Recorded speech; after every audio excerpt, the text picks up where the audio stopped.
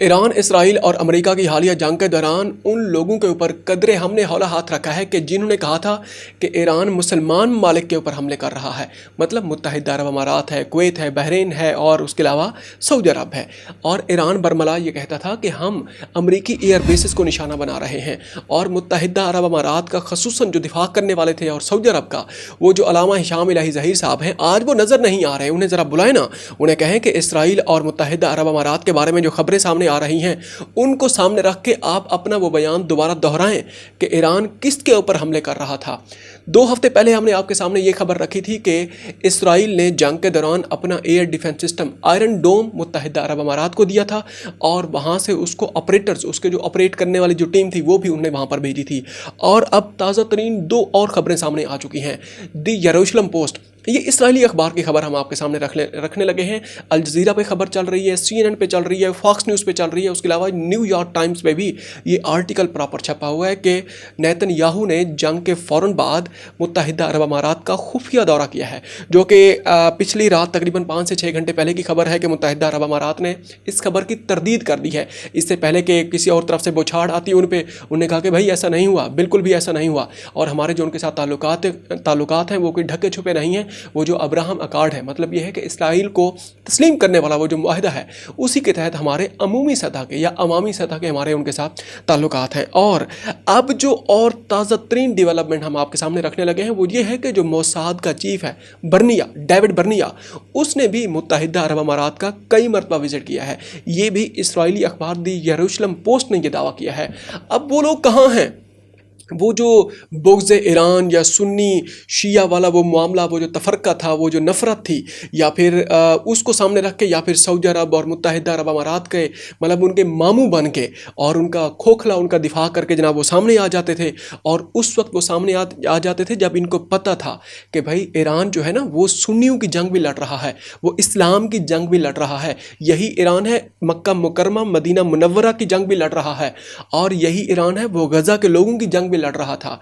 और यही ईरान है वो शाम के अंदर सुन्नियों की जंग भी लड़ रहा था, जिसको भी स्पॉइल किया गया था। इन्होंने कहा था कि ईरान ने जनाब सुन्नियों को शहीद किया है उसके अंदर शाम में। और ठीक है, बशार अल असद की हुकूमत के बाद फिर क्या हुआ है, आधे से ज़्यादा जो शाम है उसके ऊपर इसराइल का कब्जा हो चुका है। आप ज़रा ये हिस्ट्री उठा के देखें ना, आप ज़रा ये लेटेस्ट डेवलपमेंट है उसको उठा के देखें, आपको लग पता जाएगा एक मरतबा। अब वो लोग कहाँ हैं, हमारा सबसे बड़ा सवाल यही है। अच्छा, उसके अलावा यह है कि जो कौमें होती हैं वो किस तरीके से जंगें जीतती हैं, और जंग हारने की भी कुछ वजूहात होती हैं, जंगें जीतने की भी कुछ वजूहात होती हैं। ईरानियों को आपने देखा है किस तरह उन्होंने इत्तेहाद का मुजाहरा किया है।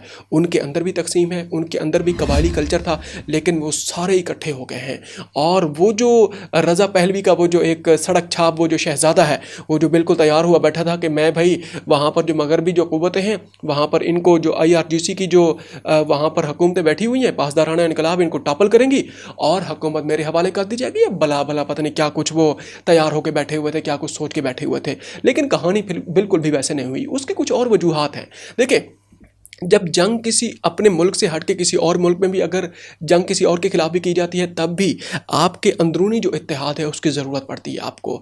और मुल्क के अंदर भी अगर आपने किसी फोर्सेस के खिलाफ अगर आपने जंग लड़नी है, नॉन स्टेट एक्टर्स हैं या फिर एंटी स्टेट जो एक्टर्स हैं उनके खिलाफ अगर आपने जंग लड़नी है या ऑपरेशंस करना है, तब भी आपको इत्तेहाद की ज़रूरत होती है।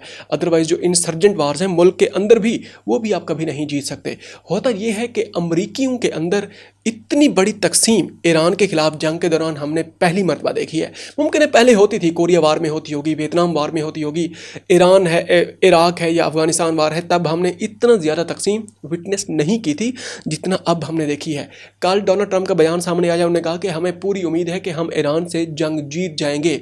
अब ये मसूफ कुछ अर्सा पहले तक कह रहे थे कि हम जंग जीत चुके हैं। फ़ज़ाइया, उसके अलावा जनाब मिसाइल टेक्नोलॉजी है, बहरिया है, सब कुछ को हमने जनाब ख़त्म करके रख दिया है। अच्छा, अब ये है कि उसके बाद CNN के ऊपर वो बड़ा तनकीद करते हुए नजर आए, क्योंकि CNN जो है वो हकायक सामने रखता है। उसने कहा कि नहीं, ये अमेरिका का इस लेवल के ऊपर नुकसान हुआ है, बल्कि उन्हें तो डॉक्यूमेंट्रीज उन्होंने बनाई हैं। उसके अलावा कल इनके अपने एक सेनेटर ने भी अमेरिकी सदर डोनाल्ड ट्रंप के ऊपर तनकीद की है। उन्होंने कहा कि आपने कितना बड़ा नुकसान किया है, आपको पता ही नहीं है। उसके अलावा ये है कि आपने अपनी जो वेपनरी है, आपका जो असलहा है, उसको चाइना के सामने खोल के रख दिया है, उसकी हकीकत खोल के रख दी है। आपको जो ईरान है उसने आपको सांस नहीं लेना दिया। चाइना आपका क्या हशर प्रेशर करके रख देगा। जब वो ताइवान के मामले के ऊपर अपनी फ़ौज सामने रखेगा, अपने आप को मोबिलाइज़ करेगा, तब आपके जो बहरी बेड़े हैं वो तो 1 घंटे की मार होंगे। उसके अलावा ये है कि जो ताज़ा तरीन जो डेवलपमेंट सामने आती जा रही हैं वो तो बिल्कुल ही होशरुबा है। अब देखें, वो जो कांग्रेस से मंजूरी लेना थी जंग की, उसमें वो 60 दिन का वो जो वक्त होता था, उन्होंने कहा कि भाई 60 दिन की जंगबंदी हुई है, और वो जो ऑपरेशन था एपिक फ्यूरी, उसका हमने नाम भी तब्दील कर दिया है। अंदाज़ा लगाएं अंदरूनी तौर पे उन्हें कितना ज़्यादा तकसीम फेस करना पड़ रही है। उन्हें वो स्लेज जो हैमर है उसका जनाब नया ऑपरेशन का नाम रख दिया, ताकि वो जो कांग्रेस की मंजूरी है उसको जनाब ये कहा जाए कि भाई ये तो नई जंग है, नया आगाज़ है। इसी वजह से 60 दिन और आप लोग इंतज़ार करें। अच्छा, उसके अलावा ये है कि जो और ताज़ा तरीन डेवलपमेंट सामने आई है, इसी फ्रंट को अगर सामने रखा जाए, वो ये है कि जो ईरान जंग के जो मुआशी असरात हैं वो अमेरिका तक पहुंच चुके हैं। अमेरिका में खाम तेल की कीमत भी बढ़ती जा चुकी हैं। वो जो एक प्राइस, एक कंज्यूमर प्राइस, वो जो इंडेक्स है, उसके अंदर आप जाके देखें, आपको टेक्निकल एंड के ऊपर भी आपको पता चल जाएगा कि ये जो ईरान जंग है इसके असरात, खसूसन आपने हुर्मुज़ की बंदिश के बाद जो महंगाई है, जो तेल की कीमतें, वो ट्रम्प साहब तो कहते थे कि हमारे पास वाफिर मिकदार में तेल मौजूद है, रूस और सऊदी अरब से भी हमारे पास ज़्यादा तेल मौजूद है। तो सऊदी अब आज उसमें अमेरिका में क्यों तेल की कीमतें इतना ज़्यादा बढ़ चुकी हैं? ये बहुत सारे सवालात हैं जिसकी वजह से अमेरिका को अंदरूनी तकसीम का उन्हें सामना है, और ईरान बिल्कुल भी पीछे हटने का नाम नहीं ले रहा। बराक ओबामा ने भी एक ताज़ा तरीन बयान दिया है। उन्होंने भी बिल्कुल कहा, उन्होंने कहा कि कोई मकासद भी हासिल नहीं किए गए ईरान जंग में, और उन्होंने कहा कि हमने तो कम से कम उनके साथ मुआहिदा तो किया था, वो जो JCPOA था और joint comprehensive plan of action था, और उन्होंने कहा कि कम से कम हमने कोई लाश गिराए बगैर हमने उनसे मुआहिदा तो कर लिया था। आप तो मुआहिदा भी नहीं कर रहे, आप तो जंग भी हार चुके हैं और कोई मकसद भी आप हासिल नहीं कर सके। अब ये वो मामलात हैं, ये वो खबरें हैं जो कि ईरान और अमेरिका के दरमियान जो मुज़ाकरात भी चल रहे हैं उस दौरान भी आ रही हैं। और ताज़ा तरीन एक और डेवलपमेंट ये सामने आई है कि ईरान के बारे में हमने बहुत सारी खबरें आपके सामने ये भी रखी थी कि खित्ते के अंदर, खसूसन मशरिक़ वुस्ता में, जो अब जो वो जो अजारादारी थी अमेरिका की, और खसूसन जो अमेरिकी वो जो अड्डे थे, जिन ममालिक में अड्डे थे या गल्फ़ कंट्रीज़ में वो जो उनके अड्डे थे, अब उनकी ज़्यादा देर तक नहीं चलने वाली। एक ताज़ा तरीन डेवलपमेंट है वो आपके सामने रखते हैं।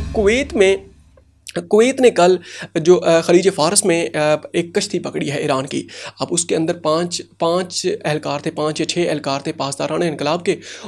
कुवैत ने ये इल्ज़ाम लगाया कि ये उसके अंदर कुवैत में जनाब दाखिल हो रहे थे और हमारी जो फोर्सेस हैं उनके साथ फायरिंग का तबादला हुआ है। फायरिंग के तबादले के बाद हमने जनाब इनको पकड़ लिया है। लेकिन अब्बास इराक़ची का तो जो ताज़ा तरीन बयान सामने आया है वो कुवैत के लिए बहुत बड़ी वार्निंग है। उन्होंने कहा कि इनको छोड़ें वगरना आपको हम निशाना बनाएंगे। इसका मतलब ये है कि अनकरीब ये एक और ब्रिगेडियर जनरल है हसन इसी टाइप का एक नाम है।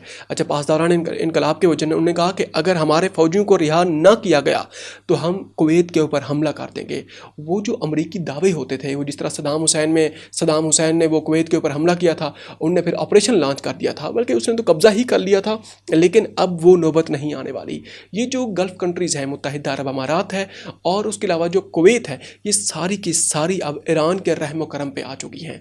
अगर इन्होंने अपने रास्ते तब्दील ना किए, बल्कि ये जो मुत्तहिदा अरब अमारात की ये जो इसराइल के मुतालिक ये जो ताज़ा तरीन जो डेवलपमेंट हमने आपके सामने रखी हैं, उसके बाद उनका बयान भी सामने आया है, उसका अब्बास इराक़ची का वो बयान एज़ इट इज़ हम आपके सामने रखते हैं। आपको पता चल जाएगा कि मशरिक़ वुस्ता में जो सिचुएशन है किस तरीके से चेंज होती जा रही है। अब अमेरिका के हाथ से वो गेम किस तरह निकल चुकी है, और अब जो खित्ते के जो फैसले हैं वो ईरान करेगा, बल्कि दुनिया के जो फैसले हैं, दुनिया की मईशत के फैसले हैं, अपने हुर्मुज़ को अगर सामने रखा जाए वो ईरान ने वो फैसले करने हैं। अच्छा, वज़ीर ख़ारजा अब्बास इराक़ची ने क्या कहा है वो फिर आपके सामने रखते हैं। उन्होंने कहा कि नेतन्याहू ने अब खुलेआम वो बात जाहिर कर दी है जो ईरान के सिक्योरिटी इदारे बहुत पहले हमारी क़यादत तक पहुंचा चुके थे। इसराइल के साथ गठजोड़ करने वालों को नताइज का सामना करना पड़ेगा, मतलब UAE को, मुत्तहिदा अरब अमारात को नताइज का सामना करना पड़ेगा।